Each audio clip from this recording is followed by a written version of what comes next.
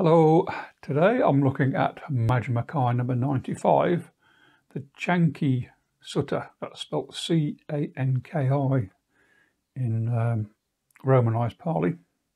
So it's translated as with Canki, and the location is in the Kosalan country, the Brahmin village of Upasada, and the Sala tree grove north of Upasada.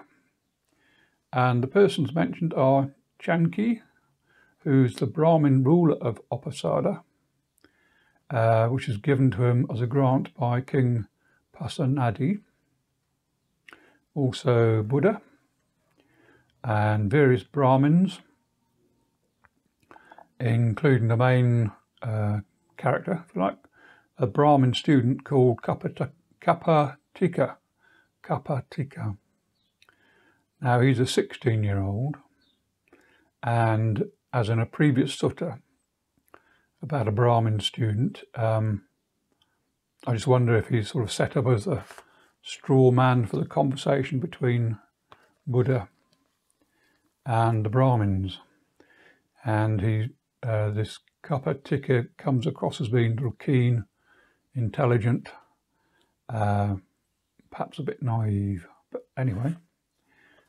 So the sutta starts with Buddha arriving at the Sala tree grove north of Upasada, and then the Brahmins of Upasada, including the chief Canki, hearing of Buddha's arrival, and out of curiosity about this well-known enlightened person, many of the Brahmins, including Canki, head out from Upasada to the grove. However, there is a group of about 500 Brahmins visiting Upasada from various other provinces, and they stop Canki, advising him that it is improper for a well-born Brahmin of pure maternal and paternal descent, going back 7 generations, to visit Buddha. It is more right and proper that Buddha comes to see him. To which Canki responds in great detail about how Master Gautama, Buddha, is also well-born, educated, has the 32 marks of a great man, etc., is enlightened, so on and so forth. He has King Pasenadi as a follower, King Bimbisara as a follower, and as a guest in the town, Upasada, it is only fitting that Canki go to his guest and visit him, and he invites the 500 Brahmins to join him. So in a cavalcade, the Brahmins go off to see Buddha, and when they arrive in Buddha's presence, he was already chatting with some other Brahmins who had already arrived, and amongst them is this 16-year-old student, Kapatika, who is well known and well versed in Brahmin culture, the Vedas, phonology, history, natural philosophy, and so he's well educated. But Kapatika keeps interrupting the conversation of the older Brahmins, for which Buddha admonishes him, suggesting he wait until the older Brahmins have finished their conversation. But in response, Canki tells Buddha that the young Kapatika is much respected, wise, and capable of taking part in the conversation. So Buddha looks to Kapatika, who then asks Buddha a question.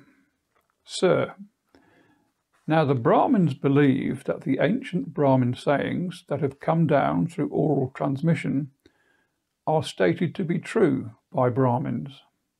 Everything else is wrong. What do you say to this, Master Gautama? Buddha responds by asking a question in turn. Tell me, Kapatika, is there even one Brahmin who says, this I know, only this is true, everything else is wrong? Kapatika replies, no, Master Gautama. Buddha then asks, and has there been, going back 7 generations, one single teacher who says, This I know, only this is true, everything else is wrong. No, Master Gautama, Kapatika replies. And even amongst the ancient Brahmin seers of the past, and the composers of those sayings, which are even now chanted and repeated, did any of them say, this we know, only this is true, everything else is wrong? No, Master Gautama. And then Buddha presses the point home by comparing the many generations to being like a file of blind men. The first one does not see, the second one does not see, and the last one does not see. So is not the Brahmin faith groundless? Kapatika responds that it is not only out of faith that the Brahmins honour this, but also out of tradition. Brahmin seems to scoff at this answer. So first you stand on faith, and now you speak of oral tradition. Now, Kapatika, there are 5 things that may turn out in 2 different ways in the here and now. The 5 things are faith, approval, oral tradition, reasoned cogitation, and reflective acceptance of a view. Now, just as an aside, that's the Nanamoli Bodhi translation. So you look at the Thanissaro translation, and I'll repeat. Now, Kapatika, there are 5 things that may turn out in 2 different ways in the here and now. The first is conviction, the second is liking, the third is unbroken tradition, the fourth is reasoning by analogy, and a 5 is agreement through pondering the views. So that's basically the steps involved. And going back to the text. So these things may turn out differently today. Something may be accepted out of faith, but found to be empty and false. Something may not be accepted out of faith, yet it may be factual, true, and unmistaken. Buddha then goes on to talk about the other 4 states, which may be true or untrue. So, Kapatika, it is not proper for a wise man who safeguards the truth to come to the definitive conclusion, only this is true, everything else is wrong. Kapatika asks, so can a person safeguard the truth? Buddha replies, he safeguards the truth when he says, my faith is thus, but does not come to the definite conclusion. Only this is true, everything else is wrong. So he does not come to the definite conclusion, only this is true, everything else is wrong. In all cases, by approval, by oral tradition, reasoned cogitation, or reflective acceptance, he does not come to the definite conclusion, only this is true, everything else is wrong. So Kapatika asks, in what way is there discovery of the truth? Buddha replies, a bhikkhu may be living in some village or town, and a householder goes to him and investigates him for 3 characteristics of greed, of hate, of delusion. Does the bhikkhu show any signs of greed or hate or delusion, who might lead others to exhibit greed, hatred, and delusion? The Dhamma cannot be taught by anyone who displays these traits of greed, hate, and delusion. And in teaching the Dhamma, is it profound, hard to see and understand, peaceful and sublime, unattainable by mere reasoning, subtle to be experienced by the wise? Now, subject to these investigations, the householder places faith in the bhikkhu, pays respect to him, listens to him, memorizes the spoken Dhamma, examines its meaning, and gains a reflective acceptance. And from this, a zeal springs up. And with this zeal, he applies his will. He scrutinizes, and having scrutinizes, he strives, and with resolute striving he realizes the supreme truth and sees it by penetrating it with wisdom. In this way, Kapatika, there is the discovery of truth. But this is not yet the final arrival at truth. So Kapatika asks, in what way does one finally arrive at the truth?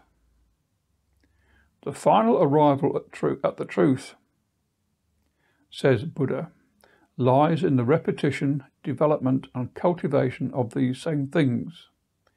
In this way is the final arrival at the truth.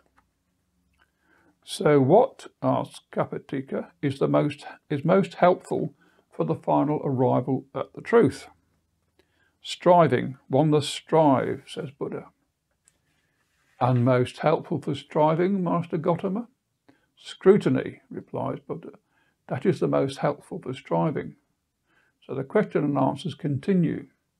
And most helpful for scrutiny? Application of the will is the most helpful for scrutiny.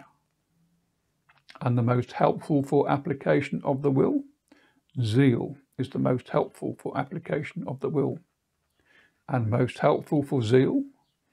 A reflective acceptance of the teachings is most helpful for zeal. And most helpful for reflective acceptance of teachings? Examination of the meanings is the most helpful for reflective acceptance of the teachings. And most helpful for examination of meanings? Memorizing the teachings is most helpful for examination of meanings. And for memorizing the teachings, what is most helpful? Hearing is the most useful for memorizing the teachings.